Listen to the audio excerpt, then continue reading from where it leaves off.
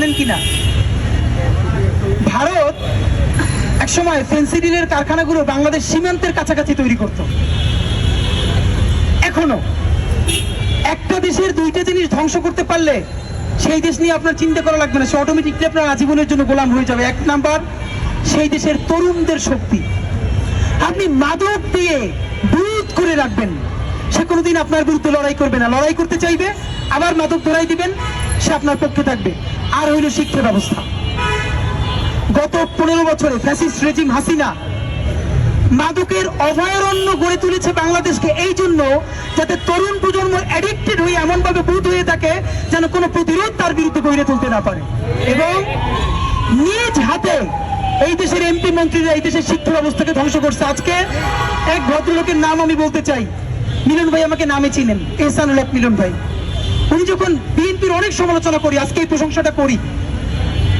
আমার আব্বা আমার উপজেলার কেন্দ্রীয় সচিব ছিলেন পরীক্ষার, তখন আওয়ামী লীগ শেষের দিকে ক্ষমতায়, মাদ্রাসার সচিব, কেন্দ্র সচিব। তো অঘোষিত ভাবে এমন ছিল যে নকল করতেই দেওয়া লাগবে, মানে শিক্ষকদের কাজ হইল ম্যাজিস্ট্রেট আসলে তখন সবাই বলা যায় ম্যাজিস্ট্রেট আসছে লুকাই ফেলো, ম্যাজিস্ট্রেট চলে যাবে, তারা নকল করবে। তো তখন এইরকম গাইড বই সবাই কিনে আনতো, গাইড বই কিনে আনতো, নতুন বই আগের রাতে কিন্তু পরীক্ষার হলে দেখে দেখে। তো এরপর এক বস্তা বই হতো। আমি বলি এইটা যারা 96, 97, 2000 দিকে যারা পরীক্ষা দিচ্ছেন বা আত্মীয় স্বজন আছে, বাংলাদেশের প্রত্যেকটা পরীক্ষার কেন্দ্রে এইটা ঘটছে। এখন পরীক্ষা শেষ হওয়ার পর এই মোটা মোটা নতুন গাইড এগুলো যদি পরীক্ষার কেন্দ্রের আশেপাশে কোথাও ফেলায় তাহলে ইজ্জত যায় না, নকল হয় তাই এটা দেখানো যায়। আব্বার মাদ্রাসার দপ্তরিরা প্রতিদিন এক বস্তা বই নকল আমাদের বাসায় দিয়ে যেত সন্ধ্যার পর লুকাই রাখার জন্য। আমি আর আমার মায়ের একটা ব্যবসা ছিল, এগুলোর মধ্যে নতুন বই পুরান বই আলাদা করতাম দোতলায় সব। এরপরে এগুলো বই ওই যে সামনের দোকানে বিক্রি করে দিতাম, মায়ের আমি ভাগ ভাগ করে অর্ধেক টাকা নিতাম। কি দারুণ ব্যবসা! ওই যে একদম নতুন বই, নকলের অভয়ারণ্য বলতেছি। মানে এর বিরুদ্ধে আপনি কিছু করতে পারবেন না। বিএনপি সরকার ক্ষমতায় আসলো, বিএনপি সরকার যদি একটা ভালো কাজ 2001 থেকে 6 করছে, সেই প্রশংসাটা তারা নিজেরাও সামনে আনতে পারে না, আমরা আনবো কেমনে? এখন সমালোচনা করলে বলে আমরা বিএনপির বিরুদ্ধে। বিএনপির পক্ষে যে কথা বলছি দায়িত্ব নিয়ে বলি, বেগম জিয়ার ব্যাপারে, শহীদ জিয়ার ব্যাপারে বিএনপির নৈতিক অবস্থানের পক্ষে যে কথা আমরা বলছি এখন পর্যন্ত বিএনপির কোন স্থায়ী কমিটির সদস্য তা বলতে পারে না। এখন সঠিক কথা বললে বলবে বিএনপি বিরোধী।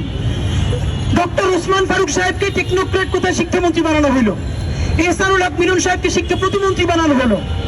ভদ্রলোক এমন একটা কাজ শুরু করলেন, হেলিকপ্টার নিয়ে প্রতিদিন বিভিন্ন পরীক্ষার কেন্দ্রে হানা দেন।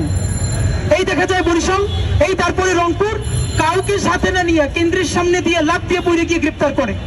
আমরা দেখলাম বরগুনা মোকামিয়া থেকে প্রিন্সিপালকে অ্যারেস্ট করে সে ঢাকায় নিয়ে আসছে।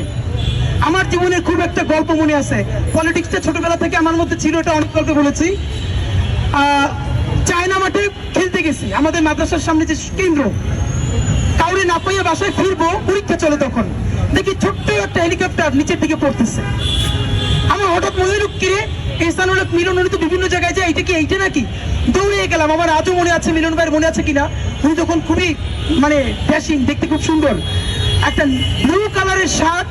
উনি হেলিকপ্টার থেকে দরজা খুলেই উল্টো দিকে জোরে দিলেন দৌড়, উনি কেন্দ্র চিনতেন না। এরপরে একজন বলল, সঞ্জীব প্লিজ এখানে আসেন না আপু, প্লিজ আসেন আপু, এখানে দাঁড়ান আপু, প্লিজ যাবেন উপরে, আপু আসুন, এখানে দাঁড়ান আপু। তো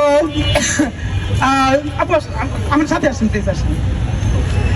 আপনারা জানেন যে তারপরে ওনাকে অন্যরা বলার পরে উনি পরীক্ষার কেন্দ্রে আসলো, 15-20 জনকে মুহূর্তের মধ্যে এক্সপেল করে পুরো বরিশাল বিভাগে 10 থেকে 15টা কেন্দ্র গেল। দেখেন বাংলাদেশের মিডিয়ার কাজ কি। এহসানুল হক মিলন সাহেবকে প্রশ্ন করেন, আপনি যে হেলিকপ্টারে দৌড়ান, আপনি তো শিক্ষা প্রতিমন্ত্রী হিসেবে এই কয় টাকা আপনার জন্য বাজেট, আপনি হেলিকপ্টার পান কই? ওনার উত্তরটা আমার মনে আছে, মিলন ভাইয়ের মনে আছে কিনা? মিলন ভাই বলল, আমি আমেরিকায় ছিলাম এবং আমার পুরো পরিবার আমেরিকায় থাকে। আমার বরাদ্দের বাইরে দেশের উন্নয়নের জন্য আমার ভাই বোন আমেরিকা থেকে আমাকে টাকা দেয়। আপনি পারলে বলেন তো, গত 15 বছরে যখন হাসিনা বলতেছে তার 4র্থ শ্রেণীর কর্মচারী 400 কোটি টাকার মালিক, হাইসা একজন মিডিয়া উইসে বলছে যে আপনার কর্মচারী কেমনে 400 কোটি টাকার মালিক হয়? জিজ্ঞেস করছে? কেউ জিজ্ঞেস করে নাই। প্রফেসর ইউনূসের বিরুদ্ধে দারুণ সমালোচনা করে, এটি জারি থাকুক, কিন্তু এরা কি কোনোদিন হাসিনার সংবাদ সম্মেলনে মানে এত তেল নিয়ে চাইতো, এটা সংবাদ সম্মেলন না তৈলাক্ত সম্মেলন বুঝেও চাইতো না। এই হলো মিডিয়ার অবস্থা। তা আমি এই কথাটা কেন বললাম, বিএনপি যখন ক্ষমতা থেকে যায় দেখেন তখন আমরা ছোট, আমার মনে আছে আমি 2007 সালে এসএসসি দেই। বিএনপি আমরা যখন 19-এ পড়ি, নকল পরীক্ষা নকল এমন ভাবে হয়ে গেছে বিএনপির আমলে, আমাদের বড় ভাইরা বলতো ভালো করে পড়াশোনা করো, এক অক্ষরও কিন্তু দেখে লিখতে পারবা না। সময়টা মনে রাখেন, আওয়ামী লীগ যখন ক্ষমতা থেকে যায় 99-2000-এ, তখন বস্তা ভরা নকল আমার বাসায় আসে, আমার বাসায়। আর 2006-এ যখন বিএনপি ক্ষমতা থেকে যায়, আমাদেরকে বলা হয়তো যে একটা অক্ষরও কিন্তু দেখে লিখতে পারবা না, পড়াশোনা কইরো। এর মানে এই ভদ্রলোকেরা এই জায়গাটা অন্তত উন্নয়ন করতে পারছিলেন। দেখেন হাসিনা এসে আবার কি করছে, বাংলাদেশের শিক্ষা ব্যবস্থার গিনিপিগ বানাইয়া 10টা মেথোডোলজি মানে অ্যাপ্লাই কইরা কোনো কিছু করে নাই, পড়াশোনাটা ধ্বংস করছে। এবং নকল এমন ভাবে শুরু করছে যে কেন্দ্রে শিক্ষকদের একমাত্র কাজ হইল নকল সাপ্লাই দেয়া, এবং যখন ম্যাজিস্ট্রেট আসবে তার আগে বইলা তাদের বই কেসগুলো নিয়ে তাদের কাছে রাখা, আবার তারা ঠিক মতো ফেরত দেয়া। তো আমার বোন এইটা তার ব্যক্তিত্বে খুবই লাগেনি দেয়। সে গত 3 বছর ধরে পরীক্ষায় বলে আসছে সচিবকে যে আমি এটা পারি না, প্লিজ আমার আর পরীক্ষার হলে কার্ড দিয়েন না। তা আপনি কয়জন এটা পাবেন? এটা তো সম্ভব না, আপনার তো চাকরি থাকবে না। তো এখন আমাদের যেটা লড়াই, এখন আওয়ামী লীগ এটা কেন পারছে আপনি পারলে বলেন তো।